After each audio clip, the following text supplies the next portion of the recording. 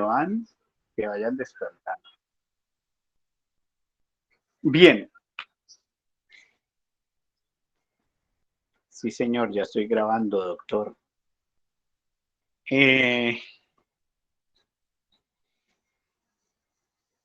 Empezamos nosotros el curso con el problema de ordenamiento. Y cerramos el curso con el problema de ordenamiento, ¿cierto? Que ya lo tenemos más que caracterizado, ya todos sabemos que el problema consiste en que a partir de una sucesión de entrada lo que se debe producir es una sucesión de salida que corresponde a una permutación, a un reordenamiento de la entrada, de tal manera que cada elemento en la sucesión de salida es menor o igual que el elemento que le sigue. Y en todo ese proceso de hacer el análisis del problema de ordenamiento, pues hemos mencionado varios algoritmos. A ver, ¿quién me cuenta por aquí? Le voy a preguntar a alguno de esos que dijeron que están mimiendo. Joan Sebastián, ¿cuál fue uno de esos algoritmos de ordenamiento que vimos en clase?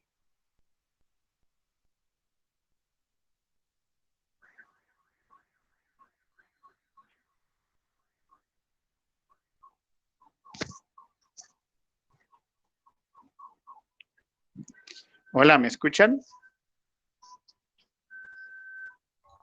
Sí, profe, eran esos del Quicksort, del Mexsort. Ok, muy bien.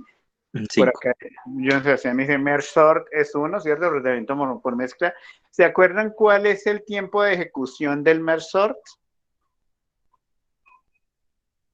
¿ODN? No, ¿O de n cuadrado? no, ¿No era, no. no era n log de n? N log de n, sí, señor. N log de n, el del merge. El otro algoritmo que vimos al comienzo fue el insertion sort. ¿Cuál es el tiempo de ejecución del insertion sort? Ah, ese ¿O sí. de n ODN. cuadrado? No, ese era n cuadrado.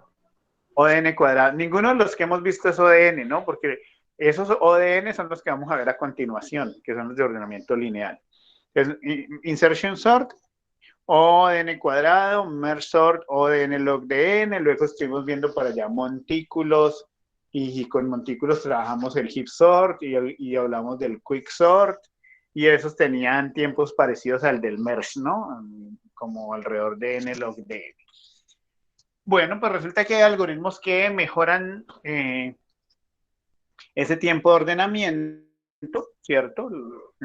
Que se permiten hacerlo en tiempo lineal, en tiempo ODN, pero cuando se cumplen ciertas características, que esos es de los que vamos a hablar ahorita. Entonces, bueno, ya hemos visto el merge sort, el insertion sort, el heap sort y el quick sort, cuyos tiempos de ejecución, de acuerdo a lo que ustedes ya acaban de recordar, pues son los siguientes: n log de n para merge, n cuadrado para el insertion sort, y n log de n para heap sort y para quick sort.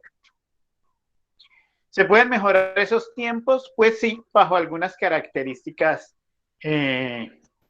particulares. Lo importante es que hay que tener en cuenta que esos tiempos mejoran siempre y cuando no se usen comparaciones simples, como en el caso de los algoritmos que acabamos de mencionar, de recordar. Esos algoritmos, digamos, que basan su estrategia de ordenamiento haciendo comparaciones simples, ¿no? Comparar un número con otro número y listo, y terminan comparándose casi que todo con todo.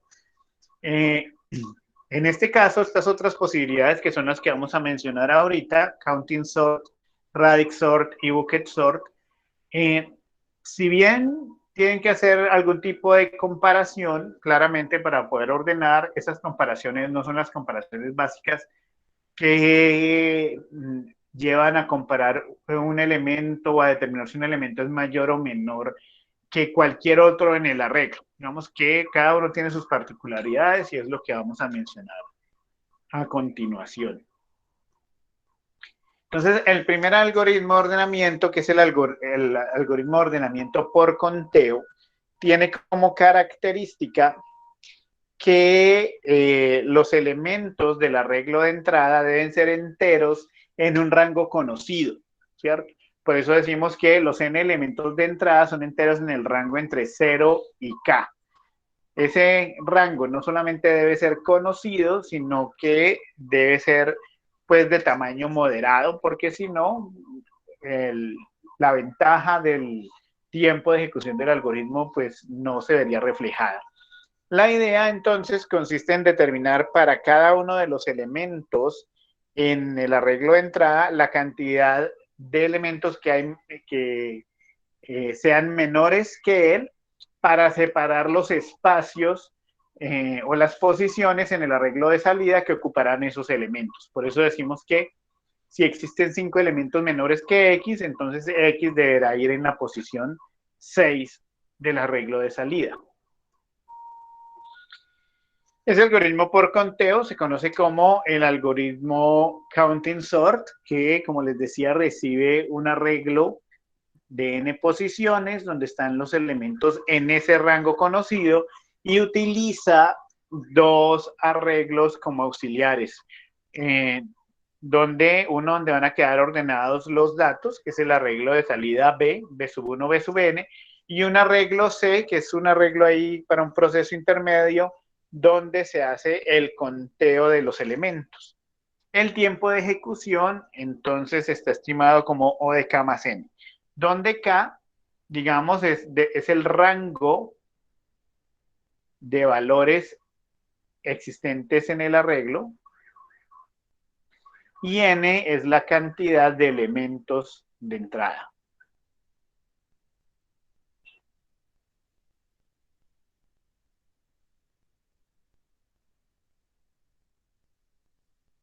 Entonces esto a ustedes les debe sonar como muy raro, como que ¿dónde está lo fácil? Bueno, pues lo vamos a ver de la siguiente manera, ¿no? Digamos que la mejor forma de entenderlo es haciendo este seguimiento. Entonces, en primer lugar, tengo un arreglo A, que es el que contiene los datos que debo ordenar de forma ascendente, ¿cierto? Entonces, en este caso tengo un arreglo A de 8 posiciones, ¿cierto? Donde los valores son esos 2, 5, 3, 0, 2, 3, 0 y 3. Tengo un arreglo C de 6 posiciones, que es un arreglo ahí que lo voy a usar para un paso intermedio. Ese arreglo C tiene 6 posiciones porque la cantidad de elementos que hay en el rango de valores que voy a ordenar están entre 0, 0 es el menor valor, y 5 es el valor, es el valor más alto en el arreglo. Es decir, el rango donde se mueven los valores del arreglo de entrada está entre 0 y 5 y eso corresponde a 6. De tal manera que en principio, en el arreglo C voy a contar cuántos ceros hay, cuántos unos hay, cuántos 2, cuántos 3, cuántos 4 y cuántos 5 hay en el arreglo de entrada. Al comienzo, pues este arreglo se inicializa en ceros, es decir, en principio todo está en ceros. Y lo que vamos a hacer es ir recorriendo el arreglo de entrada para ir contando cuántas ocurrencias de cada número hay. Y eso lo voy acumulando en el arreglo C. Me explico. Entonces, aquí encuentro un 2, entonces me voy al arreglo C a la posición de los 2 y le aumento 1. Entonces, ya tengo un 2. Un 5, entonces me voy a la posición de 5 y aumento 1. Un 3 a la posición de los 3 y aumento 1. Un 0, entonces a la posición de los ceros y aumento 1. Un 2, me voy a la posición de los 2 y aumento 1 más. Ahora tengo 2, 2. Un 3, me voy a la posición de los 3 y aumento 1. Ahora tengo 2, 3. Otro 0, me voy a la posición de los ceros y aumento 1, 2. Tengo 2 ceros. Y otro 3, me voy a la posición de los 3 y aumento 1, es decir, 3. Es decir, que en ese arreglo de entrada hay 2 ceros, no hay unos, hay 2 número 2, hay 3 números 3, no hay 4 y hay un solo 5. Este C' es este mismo C, solo que modificado. Lo que vamos a hacer es que a partir de la segunda posición, porque la primera queda normal, aquí hay un 2, a partir de la segunda posición, yo voy a sumar el valor que hay con el valor anterior. Entonces, por ejemplo, 0 más 2, 0 más 2, 2. 2 más 2, 4. 3 más 4, 7. 0 más 7, 7. 1 más 7, 8. Este valor, estos valores que quedan finalmente en el arreglo C, que aquí se referencia como C', son los que me van a indicar las posiciones en las que debo ir colocando los datos de entrada en el arreglo de salida, que es el arreglo que va a estar ordenado. Entonces, vuelvo y recorro el arreglo A, ¿cierto? Digo 2. Entonces, me voy en C a la posición de los 2 y me dice en la posición, ese 2 póngalo en la posición 4. Entonces, aquí pongo un 2 y le resto 1. 3, porque ya puse 1. 5, entonces me voy en C a la posición de los 5 y me dice ese 5 póngalo en la posición 8 del arreglo de salida. 5 y le resto 1. 3, vuelve y juega, me voy a la posición de los 3 y dice en el arreglo de salida en la posición 7 ponga ese 3 y resto 1, queda 6. 0, entonces vuelve y juega, me voy aquí en la posición de los ceros, me dice en 2, en el arreglo de salida ponga ese 0. Entonces pongo un 0 aquí y resto 1. ¿Alguien me iba a preguntar algo? Sí, profe, qué pena, es que me perdí, la verdad no estoy entendiendo eso. ¿En qué punto se perdió? En el de arriba de la B, en el penúltimo. Cuando empecé a llenar la B. No, en el de arriba, cuando profe. Sí, profe. Aquí, ok, no ahora entonces.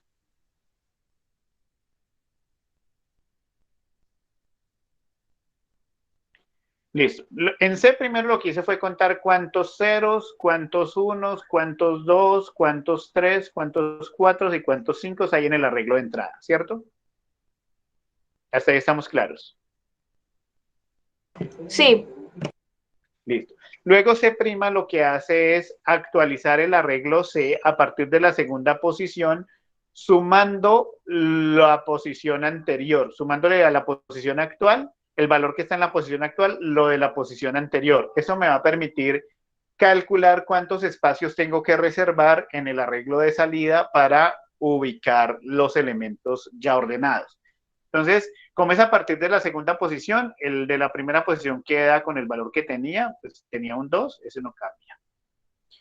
Y a partir del segundo le sumo el anterior. Recuerden que este C' es el mismo C que se va modificando. Entonces yo cojo 0 más 2, 2. 2 más 2, 4. 3 más 4, 7. 0 más 7, 7. 1 más 7, 8. ¿Ok? ¿Hasta ahí estamos claros? Sí, profe. Muy bien. ¿Eso qué indica? Eso me indica que cuando yo vaya a poner un 0, lo tengo que poner en la posición 2. Cuando vaya a poner un 1, debería ponerlo en la posición 2. ¿Por qué la misma? Porque realmente como no hay unos, esto no se va a usar. Cuando vaya a poner un 2, tengo que ponerlo en la posición 4 y así. Es decir, esto me indica en qué posiciones del arreglo de salida tendría que poner cada uno de estos valores que vayan apareciendo cuando recorra el arreglo de entrada, que es la forma en que estaba llenando B. Entonces, yo empiezo a recorrer el arreglo de entrada y digo, hay un 2, ¿dónde pongo ese 2? Entonces me voy a C y digo, aquí este es el que me indica en qué posición debo poner los números 2. Ah, ese 2 póngalo en la posición 4. Entonces, aquí pongo un 2 y como ya puse un 2, pues disminuyo en 1. Un 5, entonces me voy a C a ver en qué posición tengo que poner ese 5. Ese 5 lo tengo que poner en la posición 8 del arreglo de salida. Entonces aquí pongo un 5. Como ya lo puse, disminuyo en 1. Un 3, entonces vuelve y juega. 3, ese 3 tengo que ponerlo en la posición 7. Como ya lo puse, disminuyó en 1, 6. Sigo, un 0. Ese 0, ¿dónde lo tengo que poner? En la posición 2. Y disminuyó en 1. Otro 2. Ese 2, ¿dónde lo tengo que poner? Ese 2 lo tengo que poner en la posición 3. Y disminuyó 1. Un 3, otro 3. Ese 3, ¿dónde tengo que poner ese 3? En la posición 6 y disminuyo en 1. Otro 0, ese 0 tengo que ponerlo en la posición 1 y disminuyo en 1. Y otro 3, ese 3 tengo que ponerlo en la posición 5 y disminuyo en 1. Y ya terminé de recorrer todo el arreglo de entrada. ¿Y qué quedó en el arreglo de salida? En el arreglo de salida quedó el ordenamiento de la entrada. 0, 0, 2, 2, 3, 3, 3, 5. Ahora sí es más claro. ¿Es claro para todos? Sí, profe.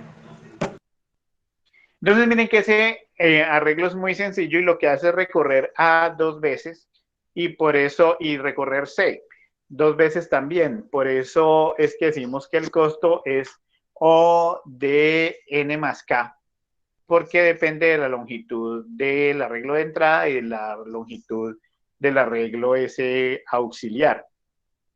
¿Y por qué se llama ordenamiento por conteo? Pues justamente porque él lo que hace es primero contar cuántas ocurrencias de cada número hay para reservar las posiciones o para separar las posiciones en el arreglo de salida donde deben ir quedando esos números. Entonces, no son las comparaciones triviales o básicas de los otros algoritmos, sino que lo que se hace es contar y separar espacios. ¿De acuerdo? Entonces, bien, el pseudocódigo de esto es el siguiente, lo vamos a mirar aquí de una vez. Counting sort, pues recibe el arreglo A, que es el arreglo de entrada, B, que es el arreglo que se va a producir como salida, que en principio pues, es un arreglo vacío, y K, que me indica cuál es el rango de valores que hay en A.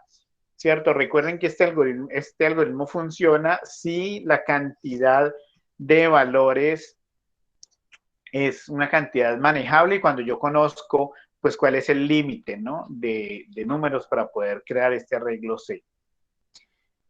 Entonces lo primero que hace es pues llenar el arreglo C de ceros, que era lo que yo hice aquí al comienzo, y luego va recorriendo A para ir contando en C, acumulando en C, cuántas ocurrencias, es decir, cuántas apariciones de cada número hay. Es decir, que ese ciclo lo que hace es lo que yo hacía por aquí cuando iba contando cuántos ceros, cuántos unos, cuántos dos. Después de que se ha hecho ese cálculo, se actualiza C, que es lo que allá llamábamos el C'.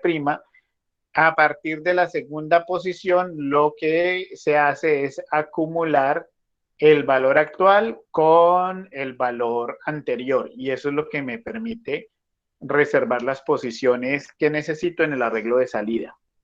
Y finalmente, se recorre el arreglo de entrada y se va ubicando cada uno de los elementos en el arreglo de salida B en la posición indicada por C. Es decir, este último ciclo hace lo que yo hacía aquí. Cuando miraba, aquí tengo un 2, entonces me voy a C y miro en qué posición puedo poner ese 2 y lo pongo en B. Eso es todo el pseudocódigo del algoritmo de ordenamiento por conteo, que es esta misma solución, ¿no? Esta es la misma que les acabo de mostrar, solo que aquí está pues limpiecita. El otro algoritmo de ordenamiento es el algoritmo Radix Sort, que es también muy sencillo. El algoritmo Radix Sort permite ordenar números de acuerdo a sus dígitos. Por eso dice que ordena n números enteros de d dígitos. Y ese ordenamiento lo hace acomodándolos en columnas. Es decir, se ordenan cada número a ordenar, se acomoda uno debajo de otro en columna, ¿cierto? Y se hace el ordenamiento, bien sea de derecha a izquierda, es decir, desde el dígito menos significativo hasta el dígito más significativo, o viceversa, comparando los dígitos. Entonces, pues para entenderlo, vamos a seguir el ejemplo. Entonces, tengo que ordenar estos números, entonces voy a acomodarlos en columna. 329, 467, 657, 839, 436, 25, 720 y 355. Entonces, como los estoy ordenando, los coloqué por columna, ahora tengo que ordenar por dígitos. Voy a empezar desde el dígito menos significativo hasta el dígito más significativo. Es decir, voy a comenzar de derecha a izquierda. Es decir, voy a ordenar de acuerdo a esta columna. ¿Ok? Entonces, de acuerdo a esa columna, digamos, primero va 720, porque 0 es menor. 720, unos no hay, 2 no hay, 3 no hay, 4 no hay, 5. Hay varios que terminan en 5, entonces los coloco en el orden en que aparezcan, ¿no? Entonces 5, 25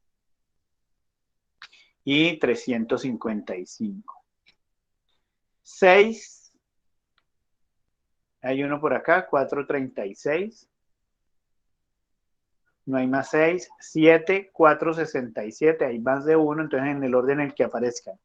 467, 657, no hay más 7. 8 no hay y 9 hay uno, 329. 2, 4, 7, 1, 2, 3, 4, 5, 6, 7, 8. Uno que me faltó. 329 está, 467, 650. Hay 2 9, profe.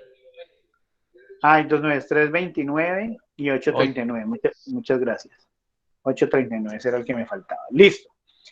Entonces, ese mismo proceso lo sigo haciendo hacia la izquierda hasta que haya cubierto todas las columnas. Es decir, que ahora voy a hacer el ordenamiento de acuerdo a esta columna. Y vuelve y juega. Si hay números repetidos, los tengo que poner en el orden en que aparezcan. Ceros no hay, unos no hay, 2, ¿sí? 720, 25 y 329. ¿Cierto? 3, 436 y 839. 4 no hay, 5, 355, 657. No hay más 5. 6, 467. 2, 4, 6, 8. Ahí ya están todos. No hay 7, no hay 8, ni hay 9. Me falta una columna más, la columna más a la izquierda, que es la columna más significativa. En este caso, por ejemplo, 25 tiene pues solo 2 dígitos, uno asume que tiene un ceros a la izquierda, ¿no? Es decir, completa con ceros. Esto es como que aquí hubiera un 0.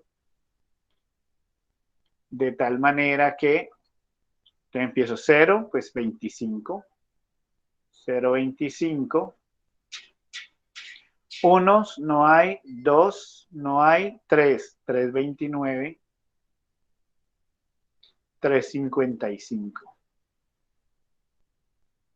No hay más 3. 4, 436, 467.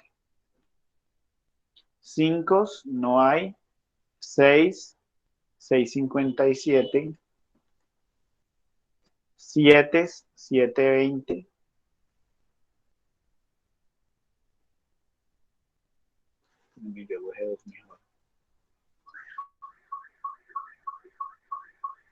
No hay más 7 y 8, 839.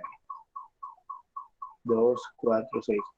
Listo, y ahí acabé. ¿Y qué tengo? Pues la sucesión ordenada de los elementos.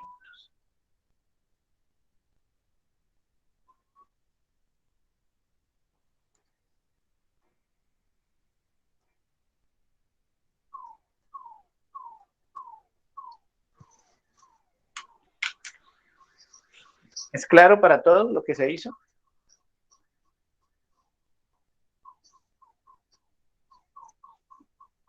¿Jóvenes?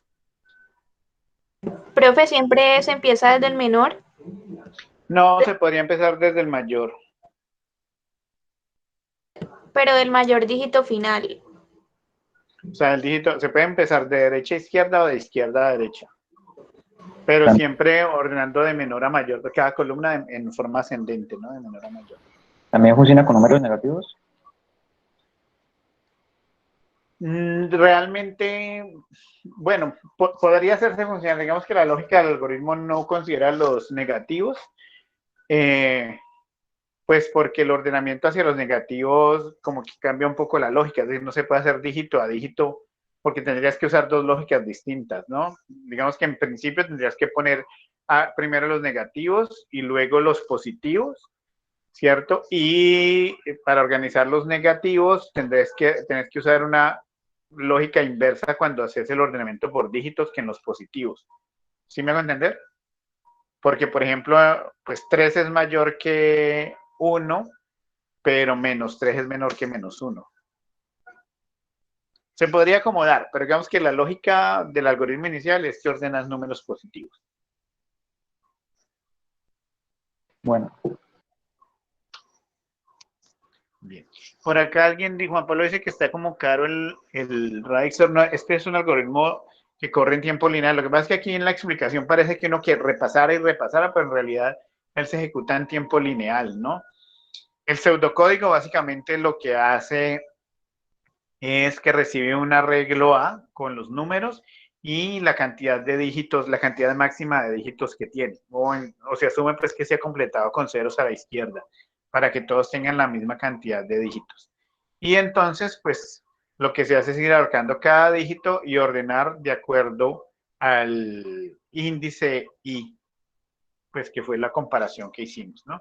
Y esa comparación, ¿por qué no es tan costosa? Porque cuando uno compara con dígitos, pues el mayor número que está comparando, la mayor cantidad de números que está comparando de dígitos distintos es 10, ¿no? Entre 0 y 9 hay 10 valores distintos que está comparando. Por eso es que es eficiente. ¿En qué caso se usa el radix sort? Por ejemplo, para ordenar datos compuestos, como el caso de los datos de tipo fecha, que están formados por año, mes y día. ¿Cierto? Es decir, que es un ordenamiento que es muy utilizado en sistemas de almacenamiento, en sistemas de gestión de datos. Y se parte del siguiente lema: dados n números en los que cada dígito puede tomar k posibles valores, pues el radix sort lo que hace es ordenar correctamente esos números en un tiempo teta de d de n más k, o d por n más k. Es decir, la cantidad de dígitos por la cantidad de números que existan en el arreglo de entrada.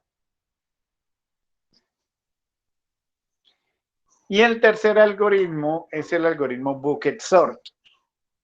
El algoritmo bucket sort, que es conocido como ordenamiento por cubos, ordenamiento por cajas, es un algoritmo, como decía allí, de ordenamiento que distribuye todos los elementos a ordenar entre un número finito de casilleros. ¿Cierto? Esos casilleros son las cajas o los cubos. Cada casillero está definido por intervalos excluyentes que contienen los elementos que estén dentro de su alcance. Finalmente, cada casillero se ordena individualmente con algún algoritmo de ordenamiento, que puede ser el mismo bucket sort. Entonces, la lógica también es muy sencilla. Digamos que para hacer el ordenamiento por cubos o por cajas o por casillas, como lo quieran llamar, el bucket sort, lo primero que hay que hacer es definir los intervalos en los que se van a separar los elementos de entrada.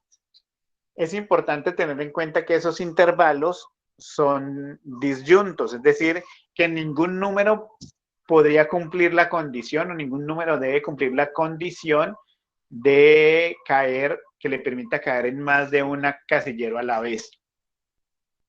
Entonces, por ejemplo, si vamos a ordenar esa sucesión de números 29, 25, 3, 49, 9, 37, 21 y 43, podemos crear 5 cubos, ¿cierto? Que representan los intervalos del 0 al 9, del 10 al 19, del 20 al 29, del 30 al 39 y del 40 al 49. Miren que en este caso también es importante pues conocer cuál es el límite máximo o el más alto valor que podría estar en la sucesión de entrada para poder determinar cuál es el último intervalo. Juan Pablo decía que es como una tabla hash. Bueno, más o menos porque aquí no hay almacenamiento. Las tablas hash son para almacenar. En el RAID XOR no hablamos realmente de almacenamiento. Entonces, una vez definidos los intervalos, lo que hacemos es separar y agrupar los datos de entrada según el casillero o el bin que le corresponda. Entonces, 29 va en el tercer cubo. 25 va también en el tercer cubo, 3 va en el primer cubo, 49 va en el quinto cubo, 9 va en el primer cubo, 37 va en el cuarto cubo, 21 va en el tercer cubo y 43 va en el quinto cubo. Cuando ya los datos están separados por cubos o por casilleros o por bins, entonces se ordena cada una de los cubos con cualquier algoritmo de ordenamiento, el que sea más conveniente dependiendo de los datos que se hayan almacenado allí. Puede ser incluso usando el mismo bucket sort. Entonces yo cojo este cubo y ordeno los datos que hay aquí. Miren que es una forma de reducir el problema. Entonces yo ordeno 3, 9, aquí este estaba vacío, ordeno los que estaban aquí, 21, 25 y 29, ordeno los que estaban acá, solo el 37, y ordeno los que estaban acá, 43 y 49. Y hago una concatenación o produzco la salida como una concatenación de los cubos en el orden de los intervalos. Entonces al final produzco como salida pues la sucesión 3, 9, 21, 25, 29, 37, 43 y 49. ¿Es claro cómo funciona el bucket sort, muchachos?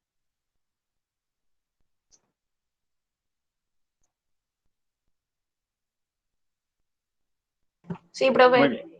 ¿Qué dificultades le verían ustedes a este algoritmo, dependiendo de la entrada? Es decir, ¿qué característica podría tener la entrada que hagan que este algoritmo pues no funcione tan eficientemente?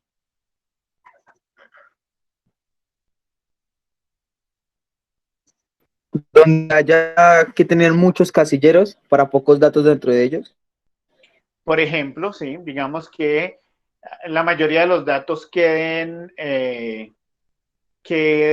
asignados como a los mismos casilleros, entonces que hayan casilleros que estén muy densamente poblados y otros con poca densidad, lo que haría que el problema pues no se reduzca realmente, ¿cierto? O peor cuando hayan muchos casilleros vacíos. Esas serían como las principales dificultades. Sin embargo, cuando hay una distribución uniforme en los datos de entrada, pues ya el algoritmo es mucho más eficiente. Y otra característica que se debe tener en cuenta, por acá dice Joan, que todos se hallan al mismo contenedor, sí, y eso que dice Joan Steven ahí en el chat, puede ocurrir cuando no se calcula adecuadamente los límites de los rangos de los casilleros. Bien, una característica adicional es que dependiendo de cómo estén los datos en cada casillero se puede ordenar con un algoritmo distinto. Es decir, si este es más grande, yo podría aquí usar un algoritmo de ordenamiento distinto del algoritmo de ordenamiento que me permita ordenar este casillero. Porque la forma en que se ordene cada casillero no es relevante. Lo importante es que al final se produzca la sucesión ordenada de los datos que quedaron en cada una de esas casillas. ¿Vale? Bien. Aquí, bueno, aquí está un poco del pseudocódigo del bucket sort. Decimos entonces que cuando los elementos ordinales están uniformemente distribuidos, y esta sería la clave, digamos, para que él funcione bien, que los elementos ordenados estén uniformemente distribuidos, la complejidad de ese algoritmo pues es lineal. Eso de... En general, pues La función bucketSort lo que hace es recibir el arreglo con los elementos y la cantidad total de elementos que hay en ese arreglo. Se definen los casilleros y se empieza a recorrer pues, el arreglo de entrada de tal manera que se va asignando a cada casillero o cada elemento al casillero que le corresponde, ¿no? Después de que se ha ejecutado este pedazo del código, que es la asignación de los elementos a los casilleros, entonces se recorre cada casillero para ir ordenándolo usando algún algoritmo de ordenamiento.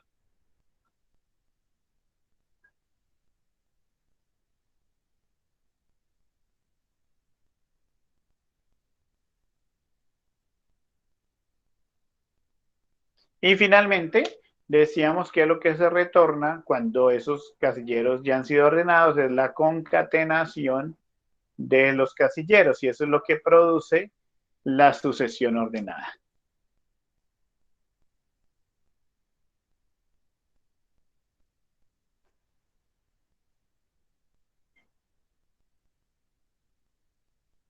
Y listo. ¿Es claro, muchachos? Profe, ¿cuántos casilleros? ¿Cómo se hace pasar cuántos se necesitan?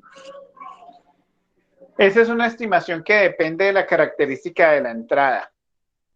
Es decir, que no hay una fórmula, pues que le digo, sé cuál es la cantidad exacta de casilleros. Depende en gran medida de la cantidad de datos de entrada y de qué tan uniformemente distribuidos están. En principio, digamos que si uno asume que los datos están más o menos uniformemente distribuidos, pues ya depende de qué tamaño le quiera asignar los casilleros. Es decir, si usted tiene una entrada de tamaño, no sé, 10.000 datos, usted puede querer formar casilleros de tamaño 100, entonces la cantidad de casilleros es 10.000 entre 100. Eso le da el número de casilleros y ya con ese valor, digamos, con esos bloques de 100 en 100, usted define los límites, ¿no? De 0 a 99, de 100 a 101, pero depende mucho, es como del problema en particular, no hay una forma general para decir tantos casilleros. Y depende si los datos están uniformemente distribuidos. ¿Ok? Listo. Bien, muchachos. Entonces, bueno, como les decía hace un rato, yo espero en la tarde dejarles unos ejercicios de esta última parte, de lo de estrategias de programa, de optimización y esto que acabamos de ver ahora, como para que practiquen y se puedan preparar de mejor manera para el parcial la próxima semana. ¿Ese último tema entra en el parcial? Sí, sí entra. Pero de hecho, como les decía hace un rato, entra, pero eso que entre se vuelve más una ayuda porque es un tema realmente sencillo. Ustedes de pronto ahora, porque lo vimos como muy a la carrera, de pronto les puede dar generado dudas, pero en cuanto ustedes vean con calma el video o hagan un ejercicio, se van a dar cuenta que es muy, muy sencillo. Entonces, eso se vuelve finalmente, el punto que yo pongo de este tema en el parcial se convierte casi que en una ayuda para mejorar la nota. Nada, entonces prepárense, por favor, para el examen la próxima semana y cualquier cosa, pues me consultan por ahí, por el correo electrónico o eventualmente programamos alguna asesoría, ¿de acuerdo? El examen la próxima semana empecémoslo a las 8:30, por favor, y que ahí hay tiempo suficiente para resolverlo, para que alcancen a llegar bien desayunados y bien despiertos. Saquemos eso. Bueno, si ustedes quieren que yo no ponga esto en el último parcial, se los quito. Ya. Pues porque lo vemos tan atropellado. Si quieren, mejor dicho, decían de una vez, ¿quieren que vaya o quieren que no vaya?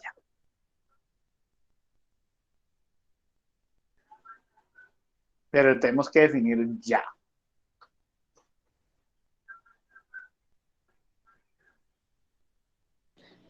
Bueno, eso supone que es mejor. O sea, porque es como Pues más... sí, pero porque hay varios por ahí que están diciendo en el chat que lo quite, que no entre.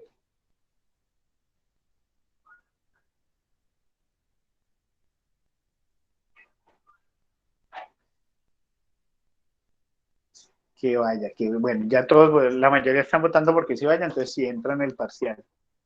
Listo, muchachos. Entonces, bueno, cualquier cosa, como les digo, me escriben. Y si no me escriben, pues nos vemos, nos hablamos la próxima semana porque no nos vemos, ustedes no se dejan ver, pero pues por lo menos nos hablamos.